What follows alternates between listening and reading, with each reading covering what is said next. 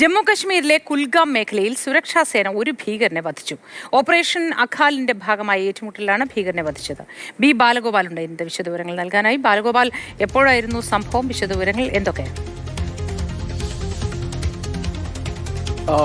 മോദി കശ്മീരിലെ ദക്ഷിണ കശ്മീരിലെ കുൽഗാം വനമേഖലയ്ക്ക് സമീപം, അതായത് കുൽഗാമിലെ അഖാൽ വനമേഖലയിലാണ് ഈ ഏറ്റുമുട്ടൽ ഉണ്ടായിരിക്കുന്നത്. ഇന്നലെ ഈ സൈന്യത്തിന് ഈ ചില ഇൻ്റലിജൻസ് റിപ്പോർട്ടുകൾ ലഭിച്ചിരുന്നു. അതായത് ഈ അഖാൽ വനമേഖലയിൽ ഭീകരരുടെ സാന്നിധ്യമുണ്ട് എന്നതാണ്. തുടർന്ന് ഒരു സംയുക്ത ഓപ്പറേഷനായിരുന്നു ഈ നടന്നിരുന്നത്.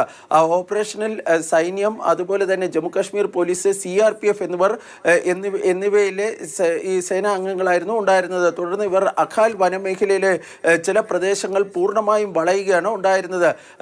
ഇതിന് ശേഷമാണ് അവിടെ തമ്പടിച്ചിരുന്ന ഭീകരർ ഈ സുരക്ഷാ സൈന്യത്തിന് നേരെ വെടിയുതിർക്കുകയും തുടർന്ന് അതൊരു ഏറ്റുമുട്ടലായി പരിണമിക്കുകയും ചെയ്തിരിക്കുന്നത്. ഏതായാലും ഏറ്റവും പുതുതായി ലഭിക്കുന്ന വിവരം അനുസരിച്ച് ഈ ഏറ്റുമുട്ടലിൽ ഒരു ഭീകരനെ ഇപ്പോൾ സുരക്ഷാ സൈന്യം വധിച്ചിട്ടുണ്ട്. അഖാൽ വനമേഖലയിൽ നടക്കുന്ന ഓപ്പറേഷൻ എന്ന നിലയിലാണ് ഇതിന് ഓപ്പറേഷൻ അഖാൽ എന്ന പേര് ഇപ്പോൾ സൈന്യം നൽകിയിരിക്കുന്നത്. ഇപ്പോഴും ഈ പ്രദേശത്ത് ഈ സൈന്യവും സുരക്ഷാ സൈന്യവും അതുപോലെ തന്നെ ഭീകരനും തമ്മിലുള്ള ഏറ്റുമുട്ടൽ നടക്കുന്നുണ്ട് എന്ന അനൗദ്യോഗികമായ റിപ്പോർട്ടുകളും പുറത്തു വരുന്നുണ്ട്. ഏതായാലും ആ മേഖല പൂർണ്ണമായും ഇപ്പോൾ